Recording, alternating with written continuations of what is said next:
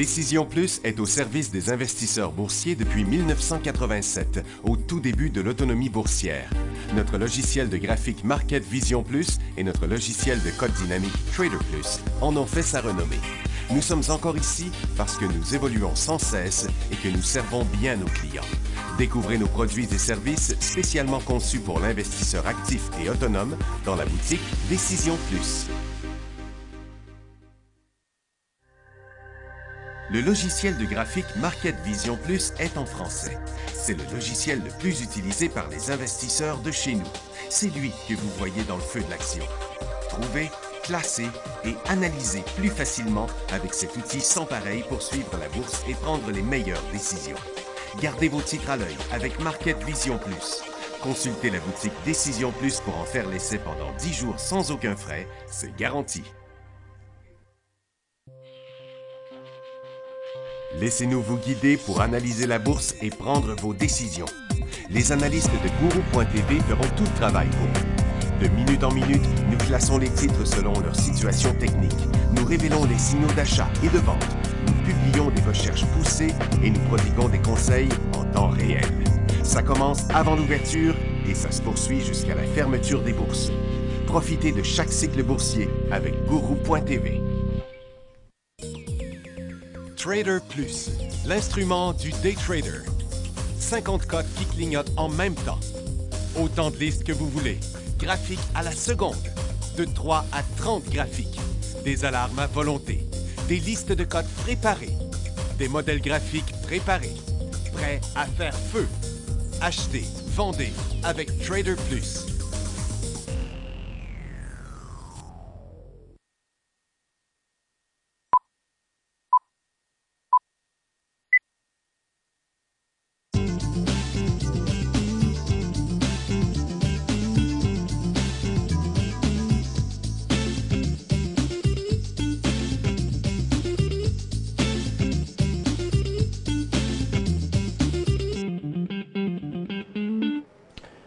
Bonjour tout le monde, bienvenue dans le feu de l'action.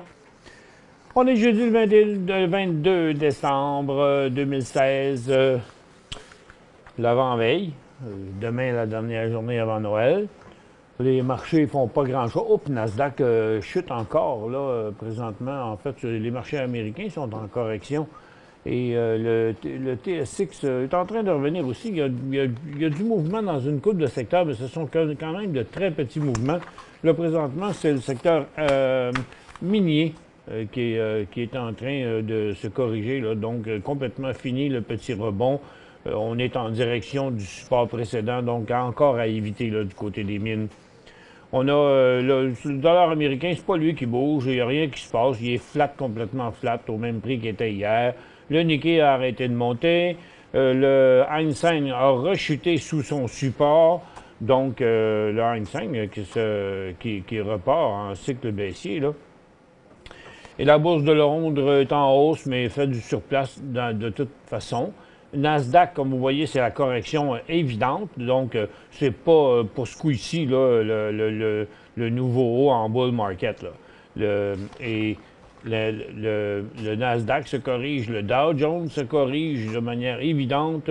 Le SPY, lui, a plus d'avance à la baisse que le Dow. Puis le TSX, ça continue à faire la même chose.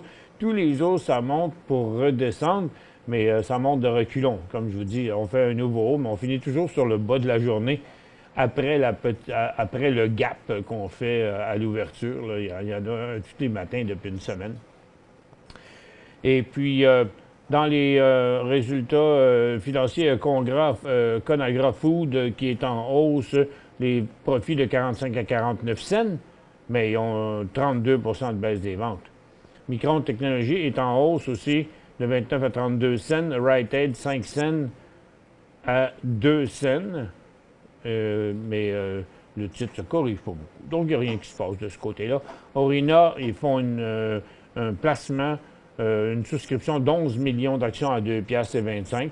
Donc, le titre qui valait 2,75 a retombé à 2,11 $. Prima Biomed a décollé sur sa nouvelle, mais a rechuté et est revenu à zéro. On dit tout simplement que leur produit candidat est sûr et bien toléré dans la phase initiale de l'étude à mi-étape pour le traitement du cancer du sein. Et Brookfield Asset Management descend parce que c'est que en fait, ils achètent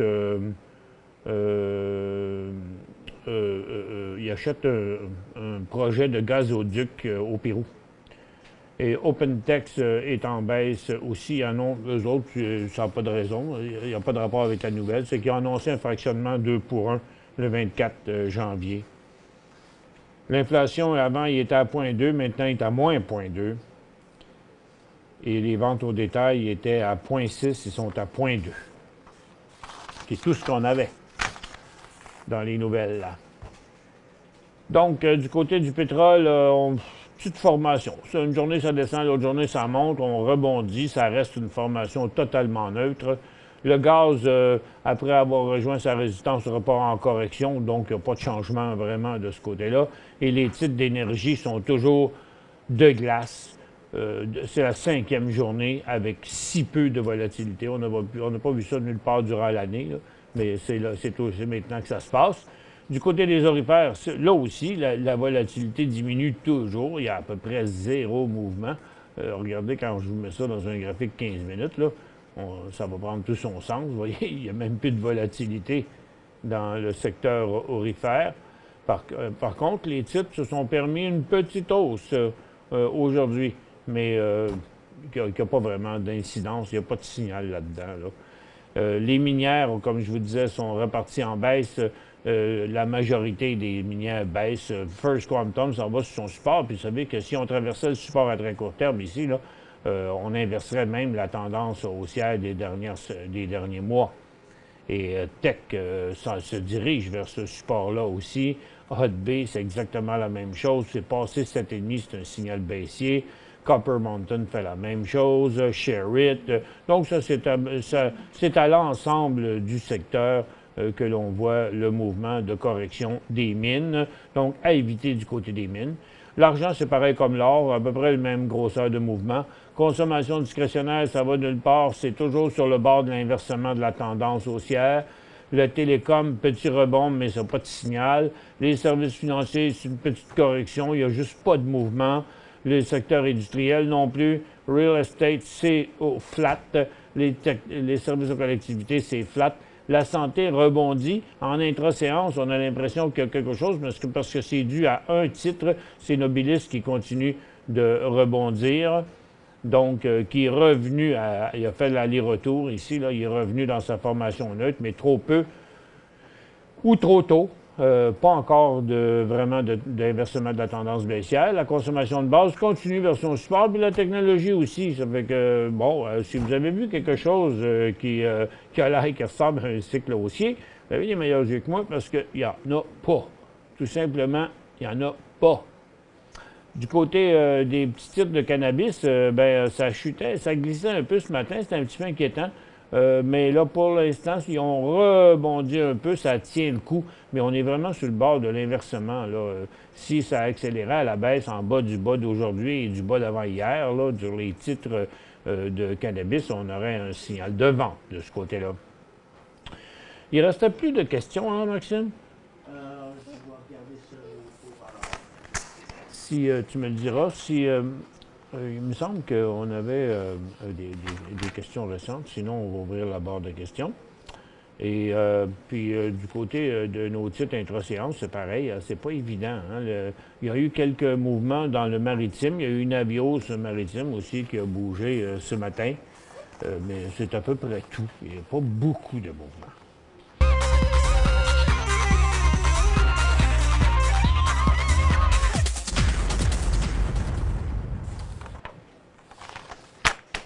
Bon, qu'est-ce qui se passe ici? Tout s'en va un petit peu par en bas, là. Il y a des mouvements à la baisse, mais c'est tout minime, hein, parce que c'est des mouvements à la hausse ou à la baisse, mais dans les mouvements de côté. Pendant qu'il y en a un qui descend, l'autre, il monte. Tiens, les questions sont rentrées. Gilles qui dit IVN. Bien, IVN, ça va être à peu près la même chose que toutes les autres mines. On s'en revient aussi en direction du support. Donc, pour l'instant, le signal haussier qu'il y avait eu là, c'est complètement annulé. On est toujours dans la tendance haussière, mais la tendance s'inverserait en bas de 2,25 $. CAS, achat à 11,25 $, vendre, ben ça a monté quand même les titres forestiers. Il y a Tembec qui a monté plus que les autres. Et quand vous parlez de 11,25 $, présentement, il vaut 12,16 $.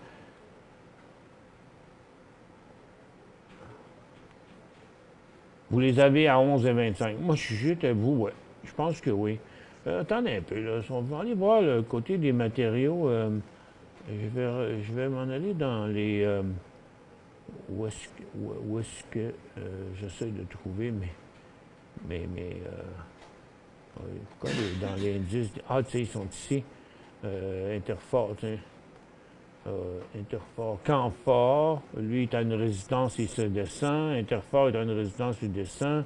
Western Forest Product, il ne fait rien. West Fraser Timber, il redescend. Donc, il y a de la correction, là. Comme je vous disais, c'est Tembec qui avait monté beaucoup, mais il est rendu à essouffler au haut de son cycle. Donc, je dirais, pour ce qui est de cascade, c'est pas une mauvaise idée. En tout cas, au minimum, réduire votre position. Parce que ce cycle-là est terminé. Toutefois, il était dans une tendance haussière avant, depuis qu'il a fait l'aller-retour ici, il est dans une formation neutre. Mais là, tout indique avec le mouvement d'aujourd'hui qui annule la cote d'hier, que ce serait le sommet à très court terme. Et s'il est pour redescendre sur son support, il va revenir même en bas de votre prix payé. Peut-être que c'est une bonne solution, c'est une décision sage. WSP aussi que vous avez comme question. WSP Global s'en va définitivement à la baisse, là. Le WSP, là, il est en signal de vente depuis le prix de 46 $. Puis à mon avis, il l'est encore là. C'est un signal de vente. J'ai acheté 1800 à 13,35 de CGC à 13,35. Donc, c'est loin, ça, 13,35, là. C'est ici, à peu près, là. Donc, vous avez acheté ça. Ouf! Je ne suis pas trop où, dans un redébut, whatever. Je ne sais pas si c'était à la hausse ou à la baisse quand vous l'avez acheté. Mais écoutez, vous avez étoffé jusque-là. Moi, je pense que vous devriez garder là. Tous les titres sont arrêtés à ce support-là. OK?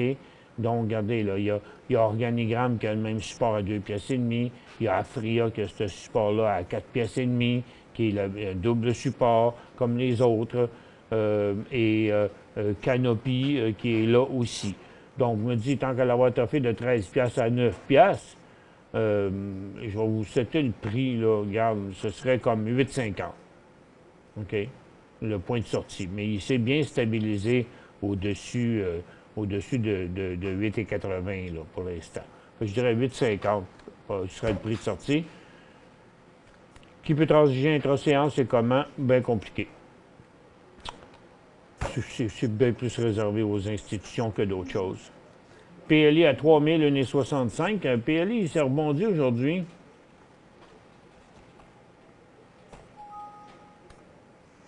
J'y arrive. Hey. Je pèse ça à côté. Bon, comme je vous disais hier, on avait un creux à long terme là, sur PLI. C'est un gros creux là, à 1,5 $.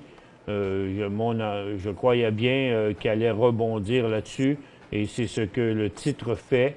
Donc, pour le moment, vous l'avez à 1,65. Là, il vaut 1,69. Il n'y a pas rien à faire pour l'instant. Gardez votre position. Le prix de vente est à 1,45. Vous avez 20 cents de risque là-dessus, mais je pense qu'il y a des bonnes chances de remonter. NVC 1000 à 3,6.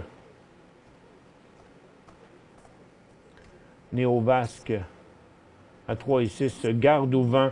Bien, pas loin en dessous d'ici, là, il faudra le sortir, comme à 2 $. Je dirais qu'il faudrait le garder jusqu'à 2 $ parce qu'il est vraiment sur son support. La formation n'est pas positive, c'est une formation triangulaire négative, mais il n'y a pas de volume, là, 48 000 de volume. Là. Le titre a fait des millions en montant. Là, il n'y a pas grande activité, donc il n'y a pas de panique de la part des vendeurs pour l'instant. Est-ce que c'est un achat? Non, c'est pas un achat. ce serait un achat, là. Ben, écoutez, si vous voulez l'acheter, c'est correct. Y a-t-il en tendance haussière? Il met dans une phase neutre. Moi, je pense qu'il y a une grosse résistance à traverser à une pièce et demie qui serait intéressant juste après ça. Si vous voulez l'acheter là, il n'y a pas de problème, en autant que vous le vendez s'il tombe à 1,30.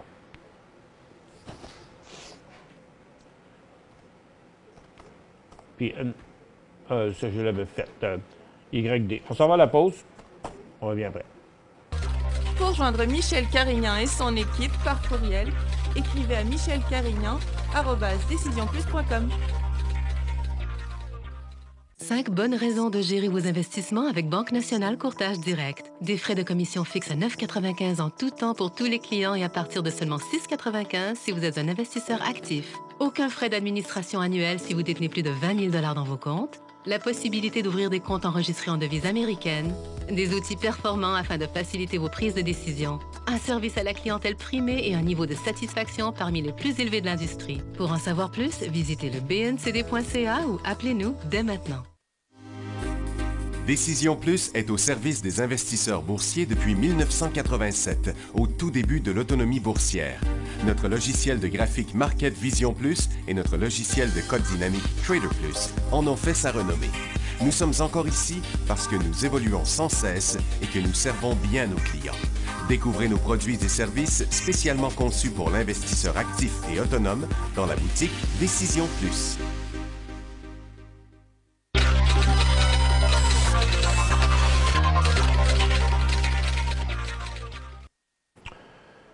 Bon, le Dow Jones est à moins 31, le Nasdaq moins 31, le Dow Jones à moins 47, TSX à plus 13, mais il va tomber négatif dans un rien de temps, là, parce que tout s'en va à la baisse là, présentement. Il y a on voit ici le pétrole qui teste son support de ce matin. Il y a l'indice minier qui vient de rechuter d'une autre coche. Le secteur aurifère qui était sur un support qui vient de chuter en dessous de son support aussi. Et puis, il y a les industriels qui testent leur support, puis la techno, puis les télécoms, probablement la santé aussi dans pas longtemps. Je dirais que ça va finir, l'émission va finir sûrement négative. Du côté des marchés, vous voyez, Nasdaq continue à glisser, le Dow, le SPY, et puis le TSX, bien, il devrait suivre les autres. Tiens, il y avait NBC 1000 à 3,6. Ça m'apparaît un bizarre de stock, ça. Non, c'est YD. C'était pas ça pantoute, c'est YD. YD, Dream Global, je sais pas c'est quoi. Il y a eu des gros volumes là-dessus dernièrement. C'était une compagnie qui faisait rien. Il y avait 0 volume dans ça. Je sais pas pourquoi. Puis là, il s'est mis à se transiger vraiment beaucoup. Il y a 3 millions quelques de volume, mais aujourd'hui, c'est en baisse, là. On va regarder. Ah, c'est des vrais volumes. Regardez l'ascension qu'il y a eu là-dessus hier sur des vrais gros volumes. Aujourd'hui, c'est une correction, mais c'est tout simplement une formation neutre. Donc, il y aura un autre signal d'achat passé 40 cents. Ça a monté solide, là. Je sais pas, il y a l'air d'avoir quelque chose qui se passe dans cette compagnie-là. Mais est-ce que c'est un point d'entrée maintenant? Non, parce que là, vous voyez, le titre s'est stabilisé. Donc, je vous dirais à 40 cents. MFC, c'est un achat? Ça m'étonnerait. Non, c'est pas un achat. Il y a eu un signal avorté ici, là, puis tant qu'on ne repassera pas en haut de 25$, je pense qu'il y a trop de risques de le voir descendre à 23$. Pensez-vous que le pétrole entre dans un retournement de tendance ou pas encore? Non, pas encore. Regardez, la zone est neutre complètement, là. Ça ne fait rien depuis un mois, là. Ça n'a rien fait du mois de décembre. Et tant qu'on ne passera pas les 12$, on ne touchera pas 12 ou 11, là, je pense qu'il n'arrivera rien. Potache, il se préparait à planter potache ce matin. Je ne sais pas ce qu'il a fait là, mais potache 1000 à 18$. Bon, j'ai rêvé ça a l'air. C'était, ce matin, oui, avant l'ouverture, son bid était bid and ask, qui était comme presque rendu sur le support, mais finalement, il a ouvert plus haut. Donc, pour l'instant, achat 1000 à 18$, vous êtes à 24$. Regardez, la tendance est, la jeune tendance, je pourrais dire, serait inversé s'il traversait le 24. Là, moi, je dirais, mettez-vous dans un stop à 24 piastres. Quand acheter NML, on va ouvrir la barre de questions. Max, il n'y a plus de questions. NML, New Millennium. Moi, j'ai peur que ce soit rien qu'une affaire à très, très court terme. C'est sûr, c'est vrai que l'acier a fait un petit ride dernièrement. Il y a plusieurs titres d'acier qui ont bougé. Champion a bougé, New Millennium a bougé, même PEO, je pense, a bougé. Non, c'est pas celui-là. C'est FEO, je pense. Oceanic Iron, même lui a remonté un petit peu. Il y a fait longtemps qu'il boitait. Et puis, c'est peut-être un des prochains candidats aussi, parce qu'il a vraiment changé de rythme, mais il n'y a toujours pas de volume encore dedans. Ça fait que, pour l'instant, je vois pas quand on pourrait acheter NML. Ça pourrait être là, mais vous savez, comme il a inversé, comme son dernier cycle s'est annulé complètement, ben il n'est plus dans une tendance haussière, il est dans une tendance neutre. Mais 15 à 25, c'est quand même payant. Moi, je vous dirais, on va regarder si on peut le voir sur son cycle, là, comme 17, 18, puis ce sera du mouvement à court terme là, pour du 18, 24, là, pas plus. Quand on vend CWB, ça c'est Canadian Western Bank. Là, je pense, 30 et 20, vous l'avez payé 30 et 25, et quand acheter? Bon, vous l'avez payé 30, 25, il était là 32, 14, vous ne parlez pas de profit, rien. En fait, il n'est pas en tendance baissière, et sa tendance haussière, tu sais, attends un peu, ici, tiens. Il avait descendu, il a glissé en bas de son support, mais sur des très faibles volumes. Là, je pense qu'il faudrait la peine de le tester un peu, mais c'est 30-34, puis vous l'avez payé à 30-25. OK. Donc, 30-34, 30-25. Peut-être que... Il peut être par en bas, hein? Il n'y a rien de positif là-dedans. Il y a des chances de le voir tomber négatif. Alors, on l'achèterait-tu si on l'avait là? Non. Puis là, vous pouvez sortir avec pas de perte. Peut-être que... Il me semble que ce serait préférable de sortir de ça. NVIDIA. NVIDIA Corporation, quand acheté, ben, il a passé son signal il y a un bout, là, à 98$. Là, je ne sais pas trop quand l'acheter. Tant qu'il n'aura pas fait une correction puis un nouveau décollage ou une phase neutre puis un nouveau décollage, là, pour l'instant, il est plutôt sur la fin d'un cycle que sur le début.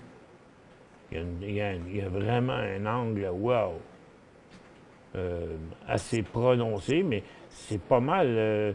C'est 15$, c'est 17$ en haut de son dernier support, ça. Le moment ne me semble pas bien choisi, mais quand c'est l'avenir qui va nous le dire, ça va prendre encore plusieurs jours, voire quelques semaines avant d'avoir un prochain signal là-dessus. ENF, Enbridge. Est-ce que c'est un achat aujourd'hui? Ça pourrait l'être, mais vous ne trouvez pas bizarre le fait qu'il n'y a pas de volume, là? Je sais bien qu'on est l'avant-veille de Noël, là, mais quand il y en a, il n'y a pas de volume, puis même un très petit volume sur ce mouvement-là. Il est en état de haussière, là, tu sais, on ne peut pas rien dire. Il passe une belle résistance. C'est un stock qui est solide. Il valait 44$. Je trouve, c'est pas un super beau signal, hein? C'est pas un signal de très belle qualité, mais c'est un titre qui est à la hausse. Est-ce qu'on devrait vite se dépêcher d'acheter ça? J'ai un petit doute là-dessus, là, mais définitivement, oui, il nous a montré un haut, un élan à la hausse ce matin, puis son prix de vente serait 33,69. Ça fait qu'il y a quand même une coupe de piastres. Il y a un 8 de risque.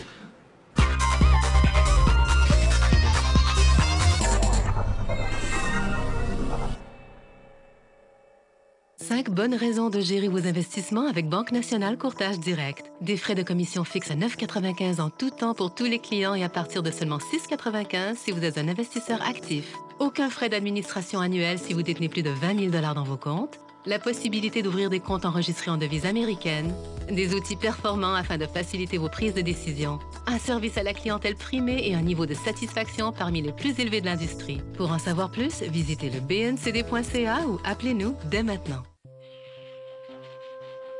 Laissez-nous vous guider pour analyser la bourse et prendre vos décisions.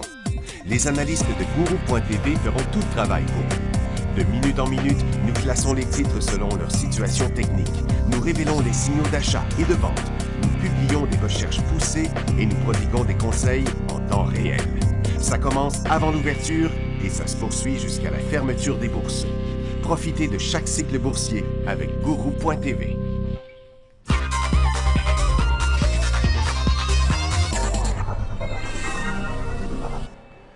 Merci Jerry pour vos souhaits de joyeuses fêtes. Le bleu ici du MST.UN acheté à 18,40, il vaut 18,97. Vous faites 60 cents. Je prends des profits ou je garde tout pour l'instant. Pour le moment, regardez, c'est un choix que vous avez. Il n'y a pas de presse, je pense. Ça va vite perdre l'argent là-dedans. 18,40, c'est ici. Là, vous êtes là. Il y a un bon support pour hier et aujourd'hui à ce prix-là. Et le support serait inversé à 18,75. Donc, vous pourriez prendre une chance de le garder pour faire plus. Et mettre un stop à 18,75 où vous êtes encore à profit, mais là, il serait parti en cycle baissier avec, et il se rendrait fort probablement à votre prix payé. Donc, pour l'instant, j'irais avec... gardez toute la position avec un stop-loss à 18,75. Est-ce un achat HGD dit e-cut? Bien, premièrement, HGD, il fonctionne avec TTGD. Oh, puis l'or est pesant, hein? Il reste quand même une hausse pour la journée, mais vraiment minime. Même pas. Pourquoi j'ai ça là? Ah, c'est TTGD, puis là, je regarde GLD. OK. Il n'y a pas d'accélération à la baisse, là, mais c'est pas bien beau. GLD pourrait aller à la baisse. GLD, lui, est en hausse, mais il est en train de revirer de bord. On n'est pas vraiment dans une condition de signal pour HGD. On va le regarder, là. Ça se peut, des fois, il monte plus que ça. Il monte plus que ce qu'il devrait, mais... ben, écoutez, le risque n'est pas bien gros, hein. Vous avez 13,29. C'est sûr que l'or a des chances de chuter. Fait que moi, je dirais que c'est un creux à court terme. Là. Vous avez quand même de très bonnes chances. Moi, je vois l'or à la baisse, mais je peux me tromper. Si vous voulez l'acheter là, mais je vous dirais, OK, mettez-vous un stop à 12,95. BTO, point d'entrée. Ben, pas avant que tout ça ait décollé à la hausse. Puis encore là, même s'il décollait à 3 regardez, à court terme, à 2,95, il y aura un signal. OK? Mais est-ce que c'est un inversement de tendance? Non, loin de là, parce que cette tendance-là, elle s'inverserait, peu importe l'angle dans lequel on le fait, là, il sera en tendance haussière rien qu'à partir de 3,60 $. Fait que ça serait pour du très, très court terme, là. BCE prêt pour les institutions. Pourquoi vous dites ça?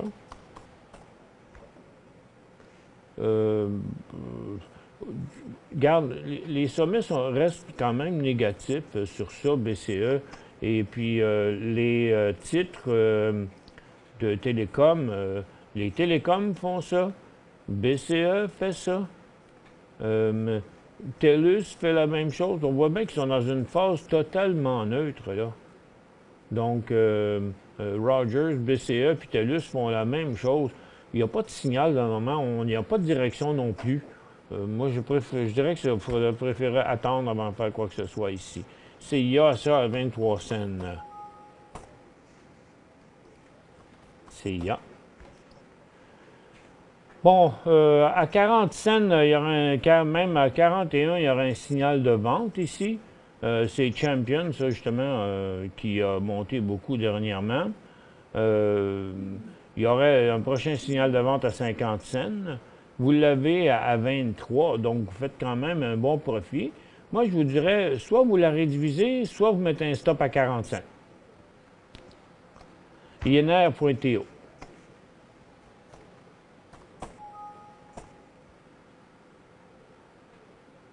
LNR, je pose.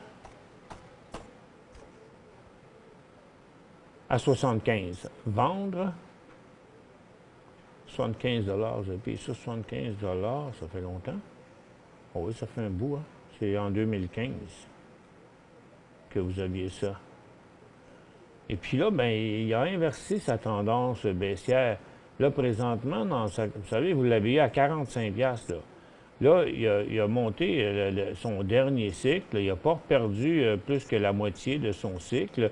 Il y a encore des chances de progresser. Je pense qu'après l'avoir toffé aussi longtemps, on garde là pour l'instant.